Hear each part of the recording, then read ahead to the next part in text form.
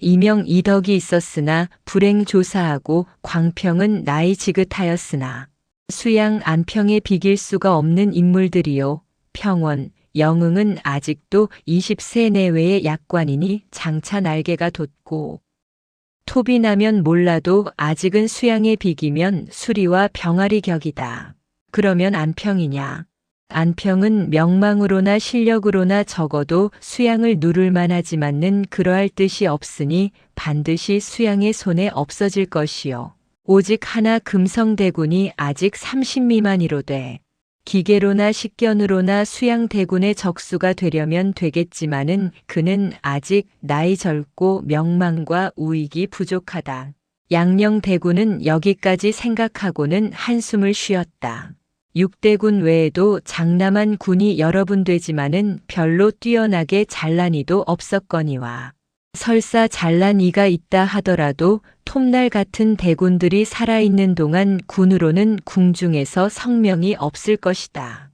그렇다 하면 종실 중에는 수양의 적수가 없다. 수양이 하려고만 들면 무슨 일이나 될 형편이다. 그러면 신하 중에는 어떠한가? 양녕대군은 신하들을 생각해 본다. 황익어 80세만 되었으면야 아무도 감히 조정을 배반하여 고개를 둔 생념을 못할 것이지만은 나이 90이니 아무리 황희인들 무엇하랴. 게다가 근래에는 병으로 눕고 귀가 절벽이 되어 손바닥에 글자를 써서 겨우 의사를 통하는 형편이다. 다음에는 영의정 황보인이언니와 나이 70이 넘어 늙기도 하였거니와 본래 세종대왕 같은 명군 밑에서 임금이 시키는 대로 예하기나 할 호인들이지 수완이 있거나 아귀통이 센 인물은 아니다. 난대로 있는 황보정승이란 별명은 못난이란 뜻이다. 은후 겸양의 덕은 있다 하더라도 난생 다스릴 힘은 바랄 수가 없다. 좌의정 남진은 식견이 있으나 몸을 아끼어 국가사보다도 일신일가의 안전을 더 중히 여기는 사람이니 어려운 일에 믿을 수는 없다. 벌써 무슨 기미를 보았는지 남진은 병탈하고 집에 누워있다.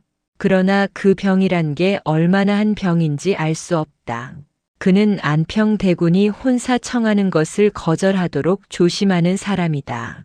안평대군이 강청함으로 부득이 그 아들 우직을 사위를 삼았다가 나중 우직이 그 아버지와 함께 죽임이 되는 통에 시호 하나를 밑지었으나 몸은 온전함을 얻었다. 에인 얄밉게 약은 것 하고 양녕대군은 가만히 남지를 향하여 혀를 채었다. 삼공 중에 가장 믿을 만하기는 우의정 김종서라고 양녕은 생각하였다. 그 아래 위 똑 자르고 가운데 토막만 남겨놓은 듯한 조그맣고 목록한 몸. 그것은 도시 충분덩어리요 달덩어리다. 동그란 눈을 흡뜨고 소리를 지를 때에는 그 소리가 병력 같다고 한다. 호랑이라는 그의 별명은 어느 점으로 보거나 합당하였다. 두만강 가에 표안한 야인들의 무리도 이 호랑이의 병력 같은 소리에 벌벌 떨고 달아난 것이다. 장차 나라에 무슨 어려운 일이 있다 하면 믿을 사람은 절제 하나야. 하고 양녕은 생각한다. 절제는 김종서의 당호다. 그 밖에는 늙은이는 기력이 없고 그렇지 아니하면 세력을 따라 사제사초를 예사로 할 무리들이다. 따는 그렇기도 할 게다. 제 아비 한 아비도 왕씨의 녹을 대대로 먹다가 일씨의 이씨의 녹을 바라고 무릎을 꿇지 아니하였다. 그렇게 변통 잘하는 정신은 처세의 비결로 자여손에게 전하여 오는 것이다. 이렇게 생각하고 양녕대군은 응하고 구린 것을 입에 넣었던 것 같이 입맛을 다시었다. 이때의 왕은 다시 눈을 뜨시어 여러 대군들을 돌아보시었다. 돌로 깎아놓은 듯이 가만히 있던 대군들은 바람에 흔들리는 풀잎 모양으로 몸을 움직이었다. 수양대군이 특별히 왕의 입이 열리기를 기다리는 것은 까닭이 있다. 만일 세자의 제숙부 중에서 특별히 섭정의 고명을 받는다 하면 그것은 수양대군을 두고는 다시 없을 것을 아는 까닭이다. 안평대군이 비록 명성이 있다 하나 학렬로나 정치적 수완으로나 도저히 자기를 당하지 못하리라고 생각할 뿐더러 왕은 어려서 모양으로 자기를 신임할 것을 믿었다. 요전 집현전에서도 자기에게 특별한 고명이 계실 것을 고대하다가 실망하였거니와 이번 임종의 소명에는 반드시 그 뜻이 있으리라고 믿은 것이다. 이것은 수양대군뿐 아니라 다른 대군들도 혹시나 하고 생각하였던 것이다. 어젯밤 권람이가 나으리 장차 크게 운수가 트이시오 하고 수양대군을 보고 유심히 웃을 때에 그 무슨 말인고 하고 수양이 시치미를 떼었으나 속으로는 은근히 큰일을 기약하였던 것이다. 세자가 성년이 되시기까지 섬정의 고명을 받거나 그렇지는 못하더라도 세자를 보도하는 무슨 직함은 반드시 내리리라고 생각하여 그 밤에 잠을 잘 이루지 못하고 낙랑부 대부인 수양대군의 부인 윤씨도 반드시 무슨 좋은 일이 있을 것을 믿었다. 권세에 대한 야심으로는 부인이 도리어 수양대군보다 성하였다. 주공과 성왕 이것이 수양대군이 극히 혼자 생각하고 자부하는 바였다. 군국 대사를 한 손에 쥐고 천하에 호령하는 것. 이것이 수양대군이 목매에 잊지 못하는 야심이다. 그 야심은 바로 목전에 달하여질 것 같았다. 그러나 왕은 느껴 오시는 세자의 등을 또 한 번만 지시고 들릴락 말락한 어음으로 이 아이를 경들에게 부탁한다. 하고 세장께 제 숙부 있으니 무슨 염려 있느냐 하시고는 이내 수양대군에게는 아무 특별한 고명도 없으시고 말았다. 이것이 왕의 마지막 말씀이시었다. 그 뒤에 몇 번 눈을 뜨시었으나 말씀은 못하시고 운명하시었다. 이날의 수양대군의 실망이 어떻게 컸던 것은 궁에 돌아오는 길로 사모를 벗어 동댕이를 치어서 모각이 부러진 것을 보아 알 것이다. 부인 윤씨도 낯빛이 변하였다.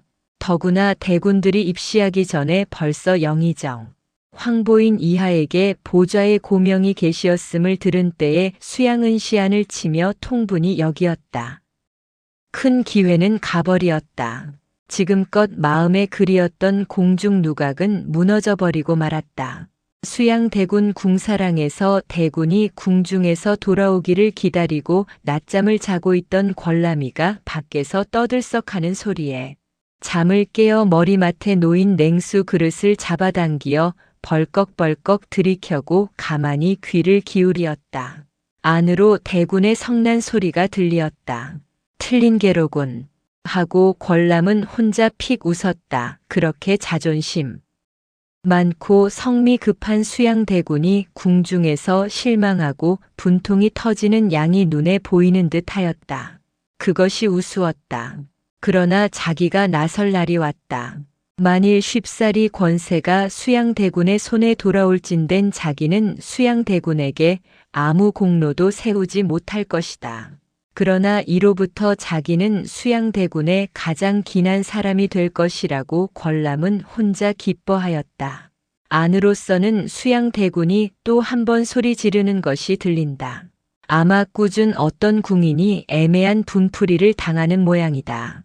권람은 또 한 번 픽 웃고 일어나서 마른 손으로 얼굴과 목덜미를 세수하듯이 두루 비비고 망건과 갓을 바로 잡고 툇마루에 나가 앉아서 난간에 기대어 마당으로 가래침을 퇴뱉고는 소매로 입을 씻었다. 그러고는 왼장치고 앉아서 두 손으로 두 발을 만지며 몸을 흔들었다. 나이는 34, 5세밖에 아니 되었으나 17, 8세부터 부족증이 있어서 몸에는 살이 없고 얼굴은 움에서 나온 듯이 희었다. 오직 영체 있는 두 눈이 그의 목숨을 부지하는 듯 하였다. 못이 두루마기는 까마해 때가 묻고 버선 끝은 더구나 고린내가 날 듯 하였다. 궁한 새님인 것은 얼른 보아도 알았다. 그는 유명한 권근의 손자여 권제의 아들이다. 권근은 고려조의 명대부로서 계룡산에서 태조 대왕께 올린 송덕표 한 장으로 태조의 충신이 된 사람이다. 공은 고려 말의 명대부라. 만일 당시에 유방으로 만족하였던들 그 문장명론 이 어찌 목은 같은 이들만 못하였으리요마는 계룡산에서 한 송덕표가 문득 그를 개국 총신을 만들었으니 슬프도다. 이미 항복한 뒤에도 벼슬이 3사에 차지 못하고 나이는 60을 넘기지 못하였으니 그 얻은 바도 적도다. 오직 그 자손이 서로 이어 벼슬이 끊이지 아니하여 지금까지 성한 고로 사람이 다 양촌하거니와 근 이덕행이 있는 듯이 말하는 이가 있거니와 심하다 그 도명함이여. 이렇게 상초는 말하였다. 권근이 태조대왕에게 절개를 변하기까지는 전국 선비들이 그를 종으로 삼아 명성이 사문에 내리지 아니하였다. 태조가 개국하신 뒤에도 야은 길재와 목은 이색 같은 이와 다름없이 그의 시골인 충주에 숨어 있어 고려를 위하여 절을 지키었다. 태조는 사림의 뜻을 거두는 것이 민심을 거두는데 심히 요긴함을 알므로 여말의 여러 문신들을 비사후패로 혹은 군신의 예로 아니하고 빌례로까지 하여 청하였으나 목은 야은 같은 이들은 준결하게 거절하여 버리었다. 그래서 태종 두 분 대왕께서는 마침내 그네의 절을 꺾지 못할 줄을 알고 가만히 여생을 마치도록 내버려 두는 것을 상책으로 알게 되었다. 권근도 이러한 사람 중에 하나였다. 태조는 그의 문장과 지식과 명망을 알므로 아무리 하여서라도 그를 유혹할 결심을 하고 우선 그네 아버지 희를 달래어 그가 데리고 있던 손자 즉 근이 아들인 규를 태조 대왕의 손녀되는 태종 대왕의 따님과 혼인을 하게 하고 다시 희를 달래어 그를 서울로 불러 올리게 하였다. 이는 왕의 힘으로는 근을 움직일 수 없는 줄 태조 대왕이 생각한 때문이요. 또 행여 근에게 서울에 올 핑계를 얻게 하고자 함이다. 그는 부명을 어길 수 없다 하여 마침내 서울로 올라오게 되니 이것이 벌써 회절의 시초다. 연로 관원의 대우가 융숭하였다. 그래도 그는 차마 바로 서울로 들어올 면목이 없어서 이리저리로 길을 돌아 간신히 수원까지 왔을 때에 희가 사람을 수원까지 보내어 성화같이 근을 재촉하고 그는 또 부명을 거스를 수 없다 하여 곧 서울을 향하여 한강에 다다랐다. 아비희는 한강까지 친히 마중 나와서 근과 함께 밀실에서 종일 무슨 이야기를 하였다. 그리고 근이 곧 서울로 들어가는 만에 대궐로 향하여 빌례로 태조께 배우니 이것은 물은 첫 번뿐이요. 둘째 번부터는 조그마한 벼슬아치로 칭신하고 부릅을 꿇었다. 그러고는 태조대왕이 청하시는 대로 전국 명승지에 길을 지어 올리고 고려 왕조의 역사를 편술한다는 핑계로 지제교라는 벼슬을 받았다. 이렇게 권근은 절을 헐었다. 이 일이 있은 뒤로부터 사람은 다 권근에게서 얼굴을 돌리고 침을 뱉었다. 그의 친구인 운곡 원천석은 그의 회절을 평하는 시를 지었는데 후에 그 자손이 후한을 무서워하여 불에 던진 것이 기구만 타버리고 나머지 세 짝만 남은 것이 이러하다고 한다. 이리하여 권근은 예문관 대제하까지 되어 태종 두 분 대왕의 충실한 대서인이 되었다. 그러한 권근의 손자요 권제의 아들이다. 그 아버지 권제도 세종의 사랑을 받아 일생 대제학을 내어놓지 아니하였다. 그러나 권근이나 권제나 다 벼슬은 좋아도 재산은 없었다. 재산이라고는 남산 및 비서감 동편에 태조 대왕께서 권근에게 하사하신 집 하나가 덩그렇게 있을 뿐이다.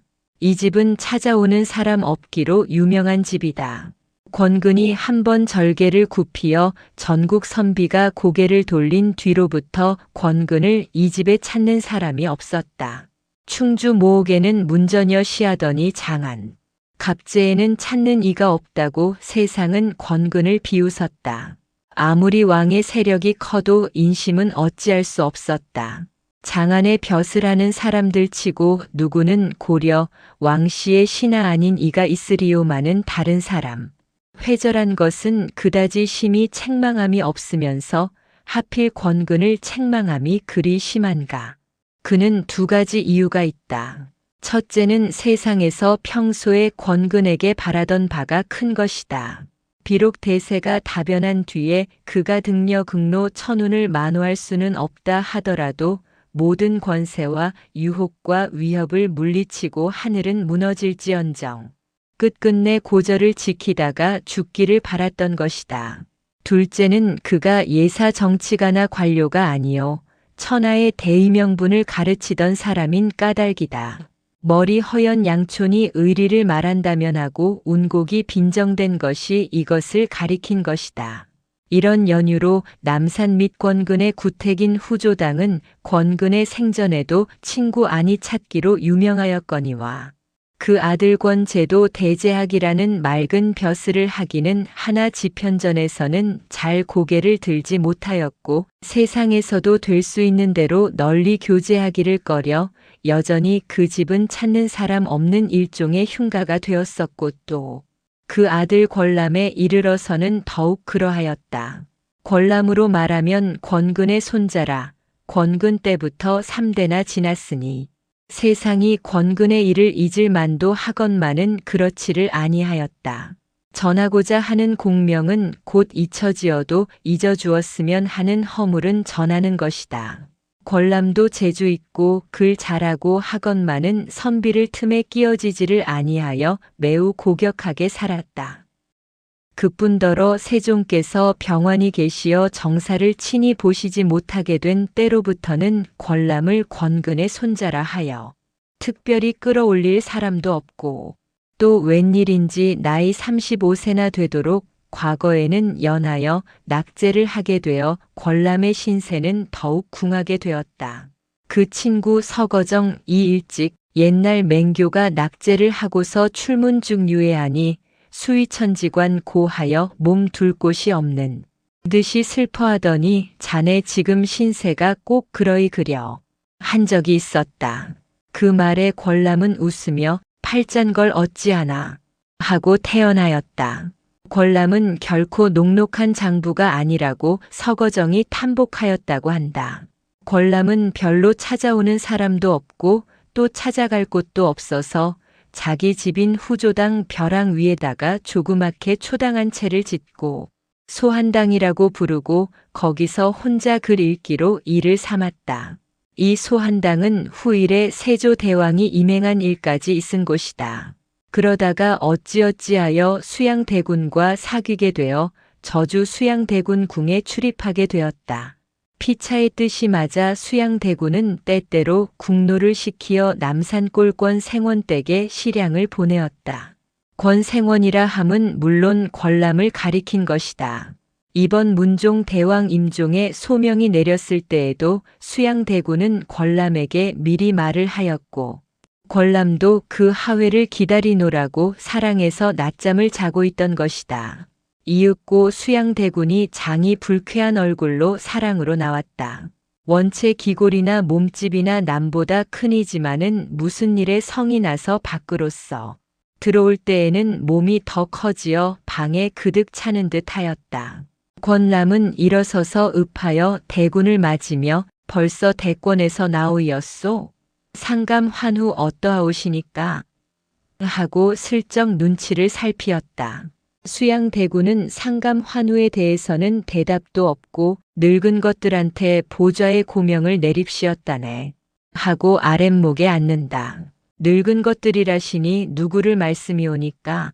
황보인, 남지, 김종서 이런 것들이지 누구요?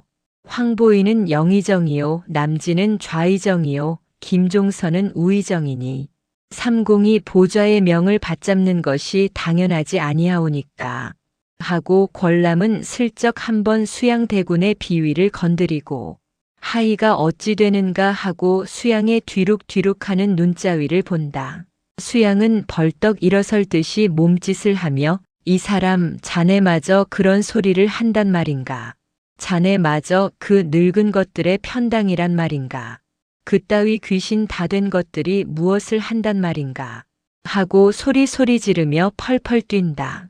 권람은 수양이 자기의 놓은 덫에 걸린 것을 보고 속으로 웃으며 그러나 겉으로는 가장 엄숙하게 무릎을 다시 꿇며 아니요 소인이 황보인의 편당이 되는 것이 아니외다마는 달리는 그만한 중임을 말을 사람이 없길래 그리 된 것이란 말씀이요. 하고 또 한 번 단단히 수양대군의 간을 건드리었다. 수양대군은 그제야 권람의 말뜻을 알아듣는 듯이 이 사람아 글쎄 상감께서 그리하시는 일을 어찌한단 말인가 하고 푹 누그러지며 권람을 바라본다. 글쎄 왜다. 나으리 모르시는 일을 소인이 어찌 아오리까마는 막비 1000명이니 1000명을 상감께선들 어찌아오리까. 모두 어수선한 일이요. 또 소인 같은 무리가 알 바는 아니나 나으리가 작히나 잘 아르시겠소. 이런 때에 여러 말하는 것이 다 긴하지 아니한 일이요.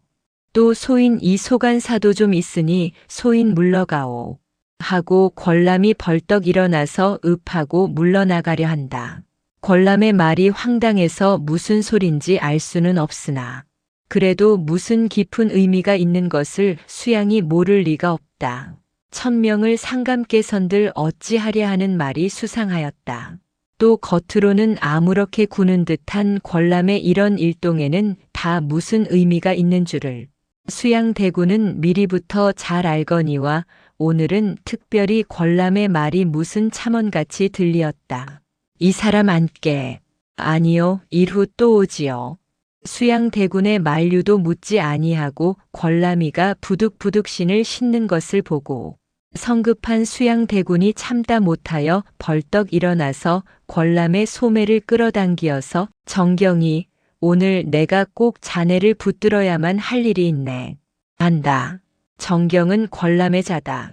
권람은 부득이한 듯이 수양대군에게 끌려 들어갔다. 수양대군은 권람을 끌고 큰 사랑을 지나 안사랑 가장 조용한 방으로 들어갔다. 권람은 수양 이끄는 대로 끌려 들어갔다. 권람이 말없는 술책은 생각하던 바와 같이 효과를 생하여 수양대군의 흉중에는 잠옷 알 수 없이 풍랑이 일어난 모양이다. 물은 이 술책은 오늘에 시작된 것은 아니다. 수양대군은 술을 내오라 명하고는 좌우를 물리고 권람과 단둘이 마주 앉았다. 두 사람은 한참 동안 서로 마주 볼 뿐이요. 아무도 먼저 입을 열지 아니하였다.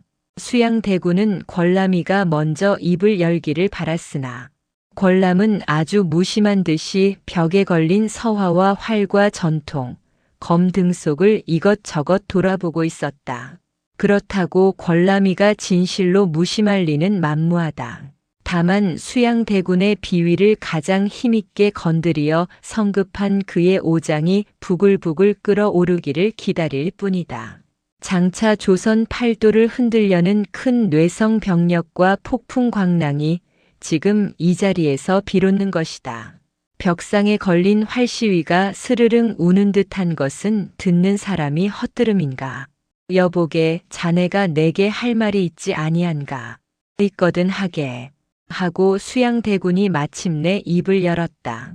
이렇게 말하는 수양대군의 사색은 매우 은근하였다. 권람은 무엇을 주저하는 듯이 잠시 눈을 감았다가 뜨며 모든 것은 나으리 마음에 있사외다 하고 대답하였다. 하면 된다는 말인가? 그러하오이다. 잘하면 된다는 말씀이외다. 자네가 나를 도우려는가? 수양대군의 이 말에 권람은 대답이 없다. 수양대군은 초조한 듯이 권람이 손을 잡아 당기며 자네 오늘 나하고 맹약하려나? 나는 오직 자네를 믿으니 자네가 나를 도우려는가? 그래도 권람은 대답이 없다. 수양대군은 다른 손으로 권람의 다른 손을 마주 잡으며 왜 대답이 없는가? 내 인물이 부족하다는가? 또는 내 정성이 못 미쳐 그러함인가? 수양대군의 사색은 더욱 간절하여졌다. 그제야 권람이 수양대군 앞에서 자리를 피하여 앉으며 나으리께서 그처럼 소인을 믿으신다면 인생이 감의 길하니 소인이 견마 지역을 다하오리이다 하였다. 권람의 허락하는 대답을 듣고 수양대군은 극히 만족하여 다시 한번 권람의 손을 힘있게 잡고는 이내 주안을 대하여 술을 마시었다. 큰일을 생각하면서도 만사를 잊은 듯이 술을 마시는데 수양대군이나 권람은 행색이 아닌 기상이 있다. 상감이시오. 수양대군에게는 친형님이 되시는 이의 목숨이 정각에 있는 이때에 술을 마시고 취웅이 도도하다 함은 심히 불충부재한 일이언니와 수양대군이나 권람은 그런 것을 교계하도록 양심이 예민한 살마은 아니었다. 그러나 그 동기에 이르러서는 두 사람이 다 달랐다.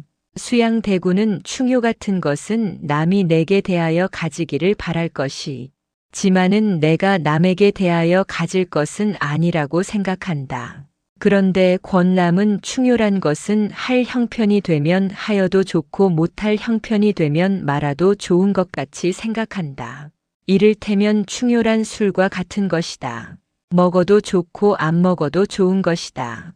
그러니까 권람의 생각에는 남이 내게 불충불효를 하더라도 그러면 어떠냐 하고 치지도외하겠지만은 수양대군은 그렇지 아니하여 자기의 불충불효는 용서하더라도 남이 내게 대한 불충불효는 추호만큼도 용서할 수 없는 것이다. 아무리 술을 마신다기로 가슴에 큰일을 생각하는 사람이 속까지 취할 리는 없었다.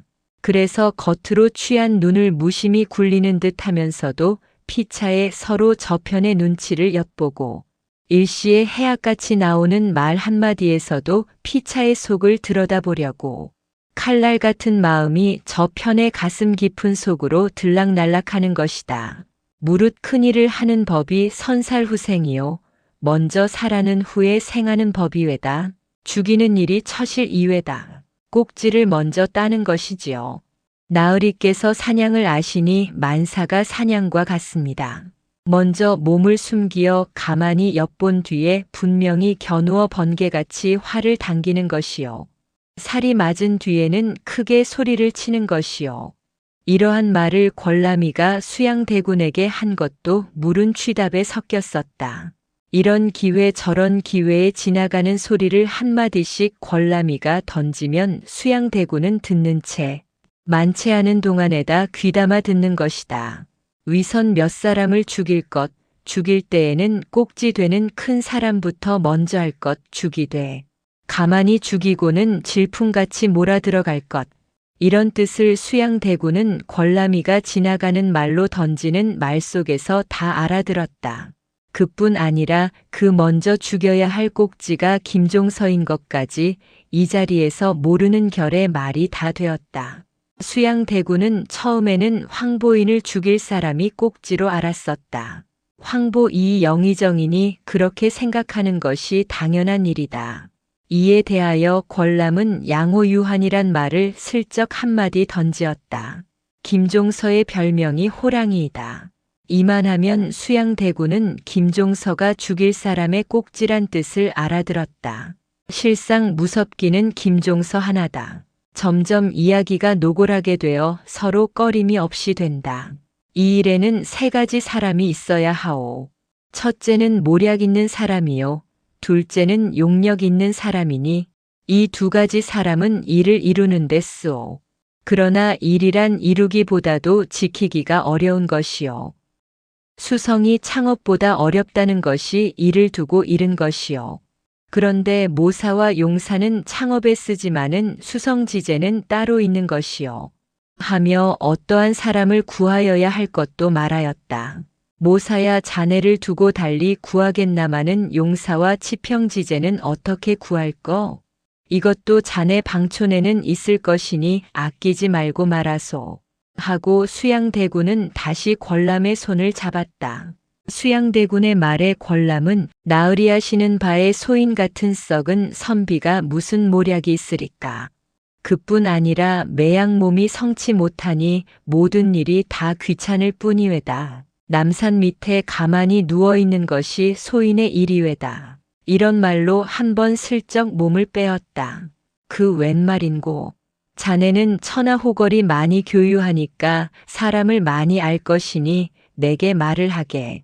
내가 오직 자네만을 믿는 뜻을 자네가 모르겠나. 만일 사양하는 말로나 못 피하면 그것은 친구에게 대한 도리가 아닐세. 자네 말이 세 가지 사람이 요긴하다고 하였으니 심중에 먹은 사람이 없을 리가 있겠나. 자네 마음에 쓸만한 사람이면 내가 쓸 것이요. 자네가 믿는 사람이면 내가 믿을 것일세. 원체 이런 일을 시작하려는 것이 자네 말을 듣고 하는 것이니까 무엇은 자네 말을 아니 듣겠나. 언청계종할 것일세. 권람의 목적은 수양대군의 입에서 이러한 말이 나오게 하자는 것이다. 지금까지도 수양대군이 자기를 믿지 아니한 것은 아니지만 그래도 수양대군 자신의 높은 지위를 더 많이 믿었었다. 그러나 이미 보좌의 고명이 황보인 남지 김종서 등에게 내리었으니 이제 문종대왕이 승하시고 세자궁이 즉위하시는 날이면 수양대군은 일개 권세 없는 종친에 불과할 것이다.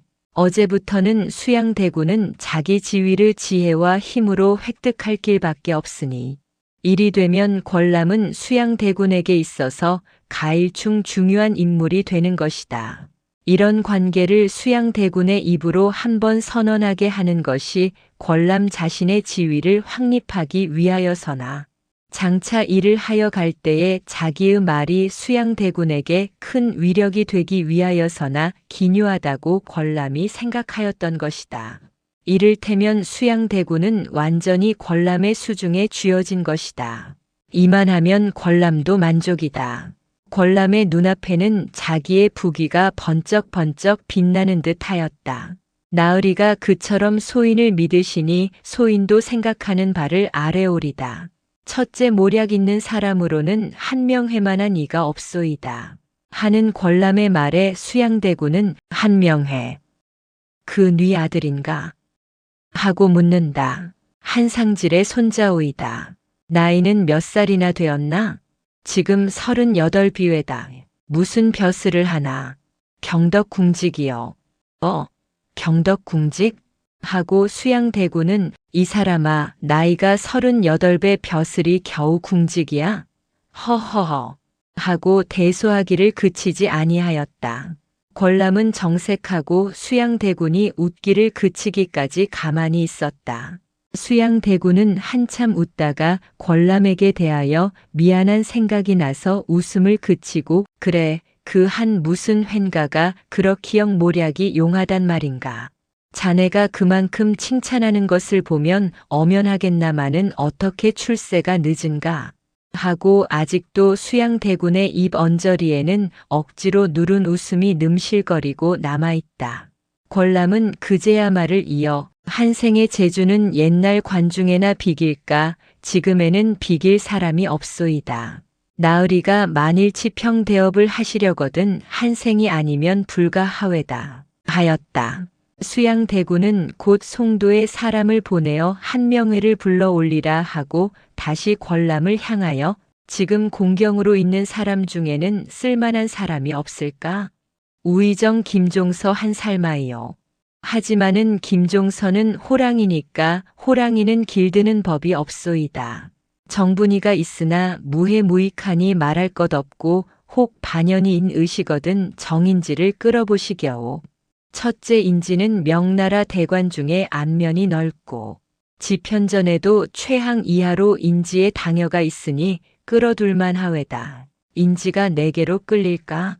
하는 수양대군의 말에 권람은 웃으며 인지는 절개보다도 부귀를 중히 여기는 사람이외다 하였다. 수양대군도 고개를 끄덕끄덕하였다. 고명편 끝. 실국편. 경덕궁직 한명회는 벼슬을 미미하지만은 송도에서 아는 사람은 알았다. 그 녀석한테 걸렸다가는 큰 코 떼네 하는 것이 송도 사람들의 한명회 평이었다. 경덕궁 기와를 벗기어 팔아먹는다는 둥, 궁 후원, 나무를 찍어 팔아먹는다는 둥 하는 소문도 한명회가 궁직으로 온지 석 달이 못하여 나기 시작하였다. 그 소문이 결코 헛소문은 아니었었다. 탐재기주색이라는 그의 특색은 이때부터 드러났었다. 한명회의 아내는 민중추 대생의 딸이다.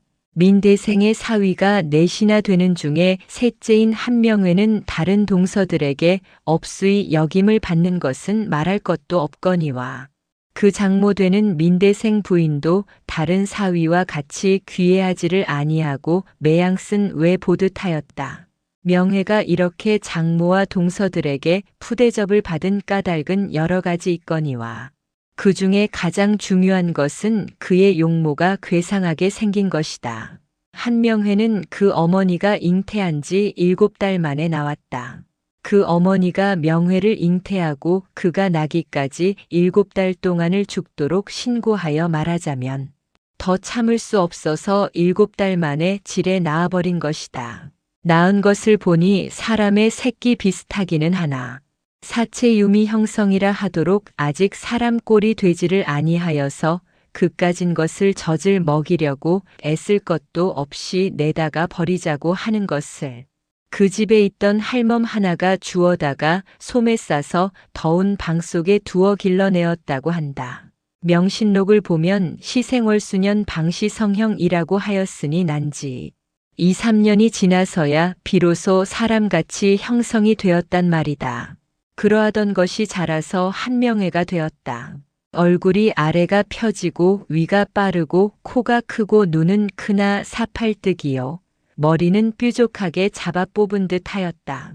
이것을 보고 영통사에서 어느 늙은 중이 광역첨이니 귀히 될 징조라고 하였다. 어찌하였으나 날 때에는 병신스러웠고 자람의 괴물 같았지만은 재주도 있고 엉큼하여 범상치 아니하게 보는 사람은 보았다. 그 종조부 한상덕이가 이 아이는 내 집 천리구야 하여 데려다가 양육한 것이나 중추 민대생이 사위를 삼은 것이나 다 그를 범상하지 않게 본 까닭이다. 진실로 한명회는 10달을 못 채우고 질에 낳을 때에 선악을 가리는 양심 하나를 잊어버리고는 다른 것은 다 찾아가지고 나온 것이다. 이리하니 장모가 귀에 할 리가 없고 처남과 동서들이 비웃지 아니할 리가 없었다. 그러나 명회는 그런 것들은 다 부족괴치라고 생각하는 듯이 태어나였다. 그렇게 명회는 배심이 있었거니와 명회를 미워하는 사람에게는 그 배심 좋은 것이 더욱 미웠다. 다른 동서들 중에는 옥관자를 붙인 사람까지 있어도 명회는 집을 이루지 못하여 조부되는 물열공에 자당이 있는 집도 비어버리고 아내는 처가에 갔다가 맡겨두고 이따금 생각이 나면 가서 만나보고 사귀는 이 사랑 저 사랑으로 돌아다니었다. 그 중에 가장 많이 가 있던 곳은 권람의 집이었었다. 명회는 권람의 집을 자기 집과 같이 여기어서 만일 어떤 친구와 만날 일이 있으면 권람의 집을 지정하였고 권람의 집에서도 한명회를 한 집 식구로 알아서 아침밥은 아니하여도 저녁밥은 차려놓았다. 그러면 흔히 명회는 밤이 깊어서 술이 잔뜩 취하여 무어라고 혼자 짓거리고 웃고는 권람의 집으로 돌아와 밤을 찾아 먹고 아직도 기운이 남으면 권람과 무슨 이야기를 하고 떠들다가는 탈당도 아니하고 이튿날 밤이 기울도록 코를 골고 잤다. 그러면 아침 밥상은 부엌에서 그대로 늙었다. 명회가 돌아다니는 곳은 아는 살마이 없었다. 그렇게 형제 이상으로 절친한 권람도 명회가 사귀는 사람을 다 알지는 못하였다. 다만 가끔 권람의 집사람으로 데려오는 사람의 꼴을 보아 그가 한량 술객 등속과도 추측하는 줄은 알았다. 한 번은 권람이가 여복의 자준이 자네 무슨 술을 배우나? 하고 물은 일이 있다. 자준이라 함은 명회의 자당. 명회는 너털 웃음을 치며 왜? 내 눈에 벌써 신기로운 빛이 나타나나? 하고 그 사팔뜨기 눈을 번득거리며 되집어 권람액 묻는다. 따는 그 눈이 술객의 눈과도 같다고 권람은 생각하였다. 어찌 보면 청맹인가 싶으면서도 자세히 보면 그 눈에는 일종의 광채가 있었다. 권람은 웃으며 과연 자네 눈에는 신기는커녕 귀기가 있네. 거 무슨 소린고 귀기가 있다니. 내 눈이 이래 보여도 천강성 정기를 받은 눈이야. 자네 눈보다는 나으이. 하고 명회는 어떤 도인이라는 자가 자기의 상을 보고 하던 소리를 옮기었다. 권람은 그래도 조부 이래로 육아서를 존숭하는 집에서 자라났으므로 술이란 것을 믿지 아니하였으나 명회는 사실상 잡수를 좋아하였다. 그래서 어느 술객에게서 얻어들은 소리를 가장 제가 할 줄이나 아는 듯이 흉내를 내고는 웃었다. 한 번은 명회가 어떤 술객 하나를 데리고 권람의 집으로 달려왔다. 그때에는 조선에 도사라는 것이 많아서 무슨 풍운 조화나 부리는 재주가 있는 듯이 사람의 마음을 혹하게 하고 돌아다니었다. 그 술객이란 자가 권람의 상을 보더니 10년 내에 배상하시겠소 하고 능청스럽게 일어나 권람에게 절을 하였다. 권람도 너무나 기뻐서 부지불각에 일어나 마주 절을 하였다. 그것을 보고 명회는 웃었다. 술객은 불출수년에 조선에 큰 정변이 일어난다는 말과 인명이 많이 상할 것과 그 일을 맡을 사람이 한명회, 권람 두 사람인 듯하게 말하였다. 명회를 보고는 귀하시기로 말하면 영의정을 30년은 지내시겠소마는 눈에 살기가 많으니까 인명을 많이 해야겠고 혹시 겁난이 있다 하겠지만은 생전에는 염려 없소 하였다. 이날에 권람과 한명회는 힙을 자승하여 온종일 술을 마시고 즐기었다. 그리고 이날에 두 사람은 문경지교를 맺었다. 그리고 일생을 관중포숙으로 자처하였다. 상감은 승하시면 세궁은 유충하시어 반드시 수양과 안평이 무슨 일을 내고야 말 것일세. 그런데 안평은 지금 명성이 높지만은 의리를 아는 체하고 문화에 사람이 없으니 무슨 일을 하겠나. 수양은 인물이나 명망이나 안평만은 못하지만은 사람이 영악은 하니까 인정이고 의리고 얽맬 사람은 아니요.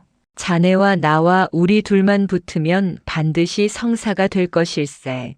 그리 되면 우리 둘이 10년 내에 정승이 된다는 말도 그럴듯하지 아니한가. 문장 도덕으로야 내가 자네를 당하겠나마는 사업을 경륜하는 데는 과히 자네만 못지아니할 것일세. 마침 자네가 지금 수양대군 궁에 긴히 다니니 이것이 다 천혜야. 내가 부탁 아니하기로 어련하렸나마는 기회를 잃지 말고 수양대군을 바싹 경마를 들고 나를 천거만 하게. 내가 수양을 만난 뒤에야 만사가 다 내 장중에 있으니까. 이것은 한명회가 월전 다니러 상경하였을 때에 권람에게 하고 간 말이다. 명회가 말한 바와 같이 문장 도덕은 권람이가 명회보다 승하였으나 모략으로는 명회가 권람보다 훨씬 상수였다. 권람이나 명의에게 도덕이란 것도 우습지만은 그래도 권람은 선악을 변별할 줄은 알았다.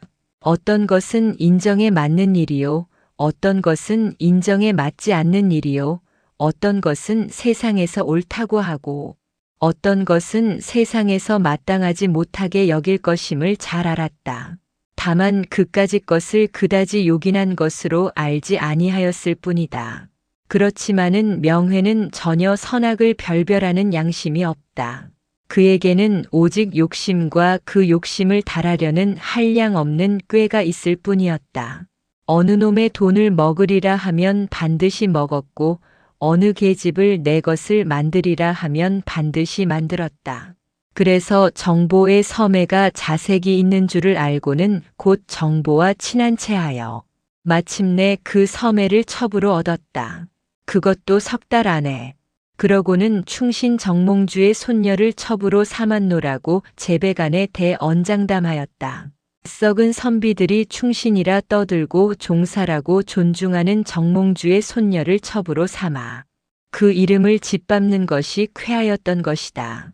누구나 도덕적 양심만 떼어놓으면 상당히 꾀가 나오는 법이지만은 한명회의 계교는 실로 무궁무진하였다.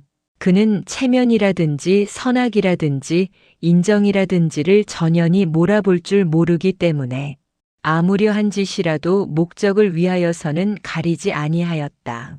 후일의 세조대왕이 한명회는 내 자방이야. 하고 누누이 칭찬한 것이 다 이 꾀 때문이다.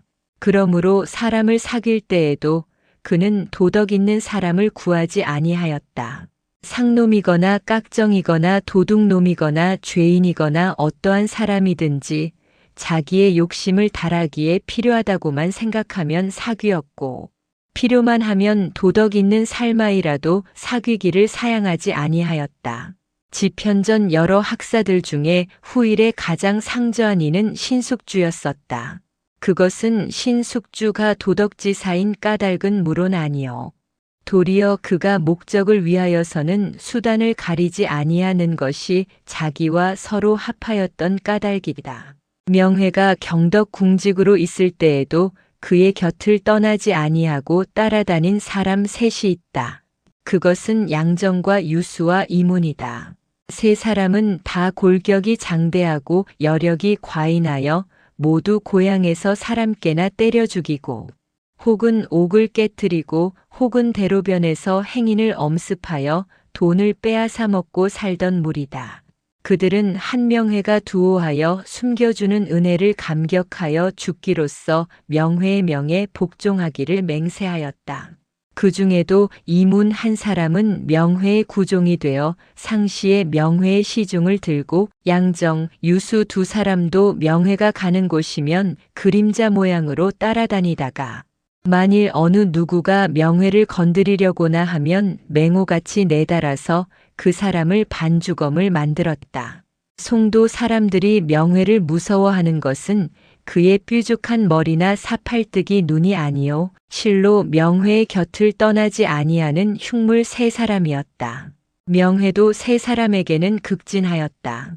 그렇게 궁한 신세로도 생기는 것이 있으면 반드시 세 사람에게 나누어 주었다. 경덕궁직으로 받는 요도 받는 날로 세 사람에게 나누어 주었다. 명회가 경덕궁 기와를 벗기어 파는 것도 이렇게 자기 분에 상당하지 아니한 부하를 세 사람이나 기르는 까닭이다. 양정과 유수는 자기네와 같은 무리를 많이 알았다. 그 무리들은 대개 귀신 모양으로 낮에는 숨고 밤에만 나와 다니는 무리들이다.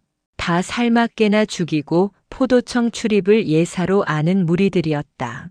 그들의 결에는 모래판의 무뿌리 모양으로 얼키설키 끝간대를 몰라 조선 전국에 편만하여 있다. 그들은 일종의 도적 나라를 건설하여 신라 고려는 바뀌되 이 나라만은 영세 불면할 듯 하였다. 양정, 유수는 이 도적 나라 백성이었다. 양정과 유수는 한 명회가 종시 곤궁한 것을 보고도 적의 구렬에 들어가서 거기 두령이 되기를 권하고 만일 그러한 뜻만 있으면 자기네가 앞장을 섬하고까지 말하였다. 가만히 있게 경덕궁기와나 벗겨 먹어가며 좀 더 기다려보세 하고 명회는 두 사람의 권함을 아직 거절하였다. 그렇지만은 만사가 다 불여의하면 양양으로 들어감려 그만이라고 생각하였다. 강원도 양양 어느 산골짜기에 도적 나라에 대두령이 있단 말을 들은 까닭이다. 그리고 자주 권람에게 편지를 붙여 기회를 잃지 말 것을 당부하고 일변 이문을 시키어 안평대군 궁과 수양대군 궁의 동정을 정탐하게 하였다. 그것은 이문의 일가 되는 사람이 수양대군 궁 궁노로 있던 까닭이다. 또 양정과 유수도 장안에 돌아다니는 끈아풀을 통하여 명회가 시키는 대로 이 사람, 저 사람의 행동을 정탐하였다. 이렇게 정탐을 당하는 사람들 중에는 정승도 있고 관서도 있고 지편전 문신들도 있고 수렁 방백도 있었다. 명회는 손에 여러 100명 되는 사람의 명부를 만들어 가지고는 양정과 유수와 이문이 정탐하여 보하는 대로 각각 이름 밑에다 적어 넣었다. 아무달 아무날 밤 안평대군이 담담정에서 시회를 열었는데 모인 것은 누구누구요? 한 이야기는 무엇이요? 누구가 누구를 신방하였소? 어느 벼슬이 갈리고 누구가 망에 올랐소? 모두 이런 것들인데 10가지에 한 가지도 들을 만한 것이 없건만은 그대로. 명회는 인일이 명부록에 깨알 같은 잔 글자로 적어 넣었다. 그 보고들 중에 종성부사 이경유가 이번 서울 올라 오는 길에 함길도 절제사 이징옥이가 우의정 김종서에게 보낸 선물. 야인이 쓰던 활 하나를 가져왔다는 소문도 있었다. 이 보고를 듣고 명회는 무슨 보물이나 얻은 듯이 기뻐하였다. 그런 것은 다 아시어서 무얼 하시오? 하고 양정이나 유수가 물으면 명회는 심심파적일세 하고 웃거나 내가 장차 염라대왕이 될 터이니까 모두 알아두는 것이야 하기도 하였다. 양정이나 유수는 힘쓰고 날랜 것밖에 별로 아는 것도 없고 꾀도 없는 무부들이다. 명회가 자기네보다 모략이 많은 것을 잘 알고 반복하는 바언이와 아직도 명회가 무슨 큰일을 낼 사람이라고까지는 생각지 아니하였다. 바로 요전번 단오날 일이다. 유수부 벼슬아치들이 만월대에다 잔치를 베풀고 하루를 즐거이 놀았다. 그 끝에 누가 말하기를 우리는 다 서울 친구로서 같이 옛 서울의 벼슬을 사는 터이니 오늘을 기회로 하여 개를 모아 오래 두고 서로 사귐이 어떠한고 하여 만좌가 다 찬성하였다. 그때의 명회도 자리에 있다가 그거 좋은 말이요. 나도 넣어주시오. 하였다. 사람들이 보니 경덕궁직 한명회이므로 모두 입을 비쭉거리고 아무도 명회를 입참시키자는 이가 없어서 톡톡히 망신을 당하였다. 명회는 이 말을 양 유양인에게도 하지 아니하고 다만 혼자 마음에 새기어 언제 한번 이 분풀이를 하리라고 맹세할 뿐이었다. 명회가 말하지 아니하더라도 이 말은 송도에 짜하게 퍼지었다. 그놈 밉더니 그놈 껍죽대더니 하고 모두 잘코사니 하였다. 오직 이 말을 듣고 분이 여긴 것은 양, 유, 임 세 사람이었다. 양정은 발을 구르고 이모는 울고 유수는 당장에 그놈들을 모두 때려 죽인다고 야료를 하였다. 명회는 웃으며 잠깐만 참으소. 다 그럴 날이 있네. 하고 가까스로 무마하였다. 참기는 언제까지나 참으란 말이요. 이러다가는 밤낮 마찬가지지. 하고 세 사람은 좀채로 불평을 거두지 아니하고 어서 양양으로 가서 도적이 되기를 조르고 만일 명회가 안 들으면 자기네는 달아날 뜻까지 보이었다. 이러한 때에 문종 대왕이 승하하시고 세자궁이 즉위하시었다는 소문이 송도에 들리었다. 명회는 이 소문을 듣고 발을 동동 굴렀다. 이 사람이 과단히 부족하여 하고 권람을 원망하였다. 명회 생각에는 세자궁이 즉위하시기 전에 수양대군으로 하여금 왕위를 계승하게 하고자 함이었다. 그때나 자기가 좌명원훈이 되어볼까 함이었다. 그랬는데 새 임금이 등극하였으니 큰일은 모두 틀려버리고 말았다.